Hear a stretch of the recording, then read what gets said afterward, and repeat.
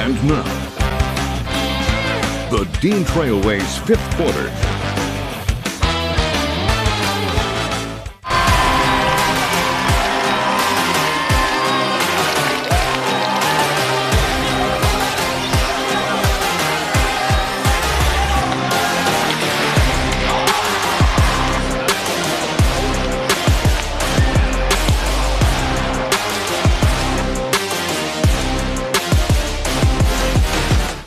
Well, who doesn't like a Friday night with a twist? We have plenty of high school basketball games to get to, but tonight we're starting with hockey. Thanks as always for tuning in to the Dean Trailways fifth quarter.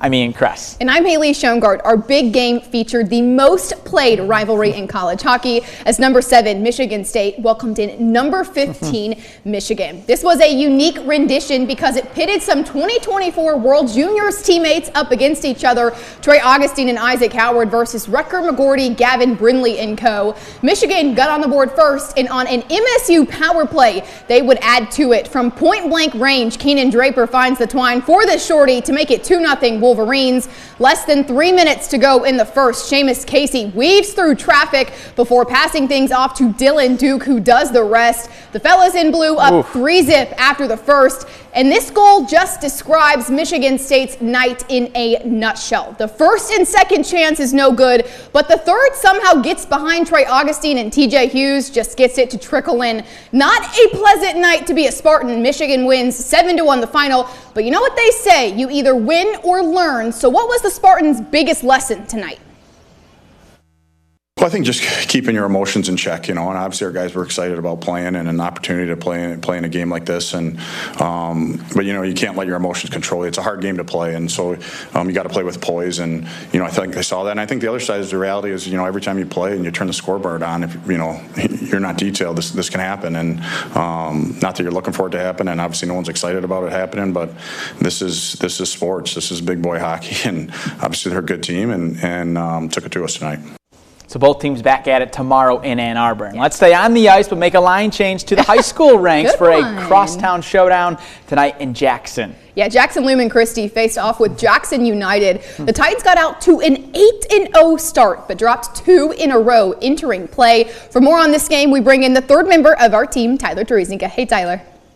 Hey guys, well, Jackson Lumen Christi was hoping to snap out of a downswing. Things have been looking up for Jackson United as of late. The team is 4-9 this season, but had won 2 in a row entering play, outscoring its opponents 12-2 over the course of those 2 games. In the first period, the puck sits loose in front of the net, leading to a great chance for Jackson United, but Lumen Christi's Zach Giacola makes the nice stop. Early second period now, the Titans' Isaiah Dinverno fires a wrister from the dot to beat the goaltender. Lumen Christi takes a 3-0 lead. Later in the period, Luke Sexton gives up the puck, but they get it back to him, and he blasts home a slap shot for the power play goal. Jackson Lumen Christi gets back to its winning ways with a 10-3 victory. Let's shift over to high school hoops. East Jackson hosting Michigan Center. Michael Allen gets to the loose ball and crosses over through the defender's legs all in one motion. Then he shovels it to D'Angelo Alexander for the lay-in. A heck of a play there. Then Alexander saves it on the end line through his own legs, and the Trojans quickly get it up court to Connor Stevens for 2 more. Michigan Center was getting to the free throw line in the first half. Hayden Hinkle gets a tough finish to drop plus the foul. Then the Cardinals get out in transition. Travis Collins attacks the rim, and he gets the bucket and the foul. That put Michigan Center up 11 in the second quarter, and they go on to roll to a big conference win, 76-48, the final. To the other side of the Jackson area, some good eats in the Parma Western students section as they watch their Panthers take on Harper Creek. First half, Maverick Hammond splashes home a 3, Panthers up by 11. Then Ben Parrott is going to drive inside. He gets the hoop and the harm. The Panthers held a double-digit lead at the break, but they got blitzed by Harper Creek early in the third. In less than 2 minutes, the Beavers' full-court pressure helped trim the lead down to 3. Braxton Liss's three-pointer forces the Panthers to take a timeout, talk things over, and they'd really settle down after that. Aiden Barrett finishes through contact inside, plus the foul. Parma Western hangs on for a 57-49 win, and head coach Jordan Tingle was proud of the way his group responded to the Beavers' run. We were getting the ball into their zone really well, and then they started to abuse a ton of pressure, and it seems like we kind of got scared a little bit, but the answer, to them in the third quarter coming out, we're only up by a few points, and we answered big by making sure to maintain that lead the whole game. And in girls hoops tonight, 3 teams in the CAAC Blue have winning records this season, and 2 of them squared off tonight as East Lansing hosted DeWitt. The Panthers were coming off a tough 1-point loss to Hazlitt on Wednesday. East Lansing's last game was also a loss to Hazlitt 10 days ago. All right, Tori Brooks is in her first year coaching at East Lansing and has already led the Trojans to more wins this year than they had all last season. And EL was feeling win number 6 tonight. In the third quarter, Sydney Black connects on a 3 to put East Lansing up 12. But the Panthers would claw and crawl their way back. Maddie Ewell hits the corner 3 to give DeWitt the lead in the fourth quarter. And leading the way in this comeback effort for the Panthers was sophomore Carly Dennis. This was a part of her varsity career high 23 points. DeWitt wins 61-49, and the loss to Hazlitt on Wednesday really helped motivate this team tonight. I'm glad we were playing at East Lansing the next game, because there wasn't any time to feel sorry for ourselves and, lick your wound. I think it really just fired us up, and we wanted it. Like, we don't like losing. We're not that type of team. Over in Okemos, the Wolves welcomed in the Holt Rams for a CAAC Blue showdown. And talk about starting with a bang. Some good ball movement finds Presley Pazka, and it is nothing but net, baby. She wasn't the only one keeping the scoreboard operator busy, too. Rayma Dozier drives. Her first shot is no good, but you know what they say, 2 is better than 3, right? Dozier drains the 3 to keep Holt out in front and running. A few possessions later, she doesn't need a second try on this one. She lays it in with ease as the Rams pick up a nice road dub, 66-39, the final. Well, it's time for our first water break of the night, but the fun is far from over here on the 5th quarter. Oh yeah, when we come back, we're going to show you a game winner from last night that is worthy of a spot in SportsCenter's top 10, I swear. Yeah, well, speaking of ESPN, they were in Mason tonight as the first place Bulldogs were looking to keep it rolling in conference play. That and more when the Dean Trailways 5th quarter returns.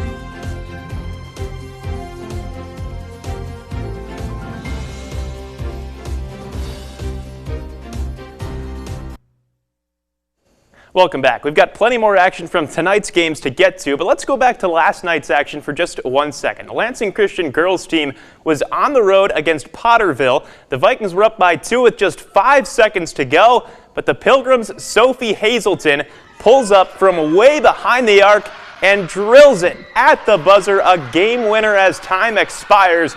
Those are the moments you dream about. The two schools played each other again tonight on the boys' hoop side. So, Ian, what did they have for an encore? Well, that is a tough follow-up as, the Potterville was on the road taking on Lansing Christian, and Demarion Hicks had it going early. First possession of the game, the ball makes it to him down low, and he gives the Vikings the early lead. Then Hicks crashing the glass. He wins the rebound battle and goes up strong to keep Potterville in front. Lansing Christian would respond as Ethan Darnsworth gets the friendly roll to bring the Pilgrims within 2. And how about Darnsworth once again, this time from 3 to tie the game. But Caleb Batterham and Potterville were on a mission tonight. He connects on the 3. Potterville wins 75-40. The Vikings return to action tomorrow to play St. Joseph Michigan Lutheran at Little Caesars Arena in Detroit. That's cool. Staying in the CMAC, Bath hosted unbeaten Langsburg, and the Wolfpack would show why they have yet to lose. Xander Woodruff with the rare miss, but hey, that's what teammates are for, right? Senior Jackson Audrich gets the rebound and the basket. The Bees would sting right back on the other end as Ethan Wicks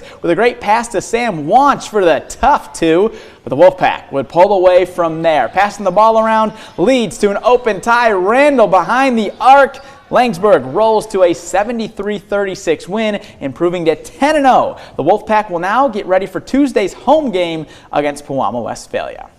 And moving to the CAAC Blue, we had a good one in Okemos as the Wolves welcomed in Holt, who ended Okemos' season in overtime last year in the first round of districts. And tonight, Okemos went up against an old teammate as well, Brandon Mercer, who is now suiting up for the Rams. Should be a good one. Okemos looking to remain perfect in league play, while Holt came in on a 4-game winning streak. Second quarter, Taylor Knighton drives the lane for Holt and uses the floater game to bring the Rams within 1. Then his teammate, Eddie McDonald, crosses up the defender and gets to the hoop with ease, plus a foul on the side. Okemos would respond, though. Colin Walton connects on the 3 to give the Wolves the lead. He had 18 points and 10 rebounds tonight, and he kept pulling out moves like this. The mid-range floater, just too easy. The Rams would show off their speed, though, a little bit later. Danye Thomas goes the distance for the basket. This was a close game until the end as Okemos wins it 57-56. The Wolves will now be at Waverly on Monday. Ooh, that's going to be a good one.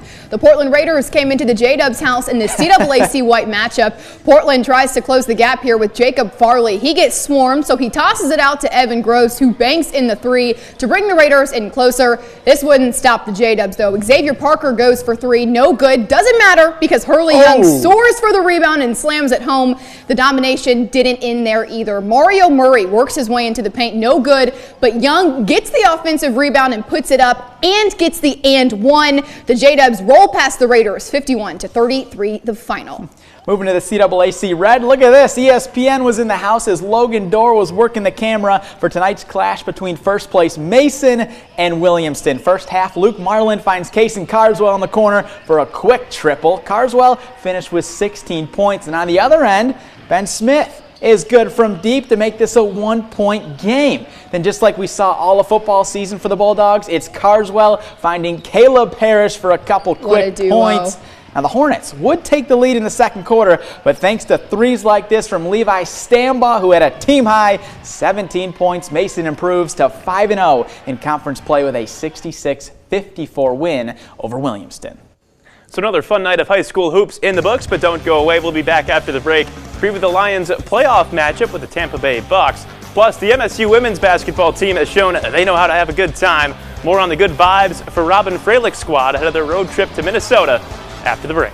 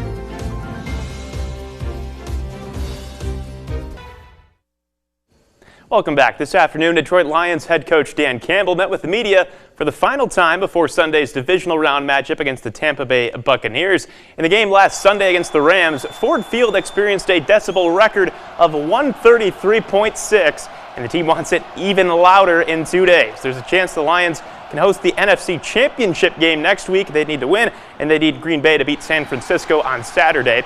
But for this team, it's just one game at a time. I mentioned something about it the other day. I mean, they know we only have 3 left here, and then you get a bye, you know.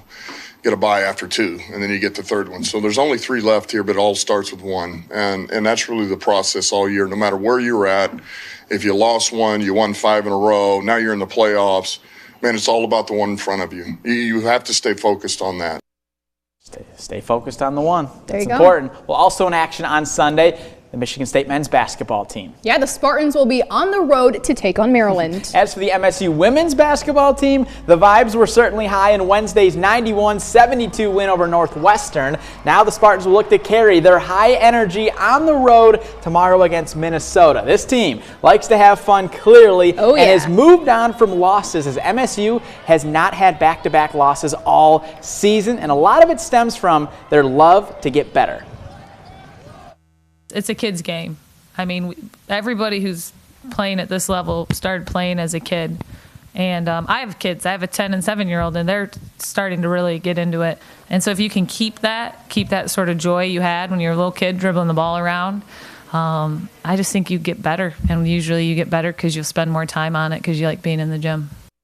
Also, one last score. Michigan State women's gymnastics team, they picked up their first Big Ten win of the season. They beat Penn State by almost 2 points. That's like beating someone in basketball by 30 points. Yeah, for the weekend ahead, I'll be heading down to Yost Ice Arena tomorrow for the rematch at MSU Michigan. Certainly we expect a closer game than we saw tonight. And we'll be at Ford Field on Sunday. Should be fun. Tune in all weekend. See you later.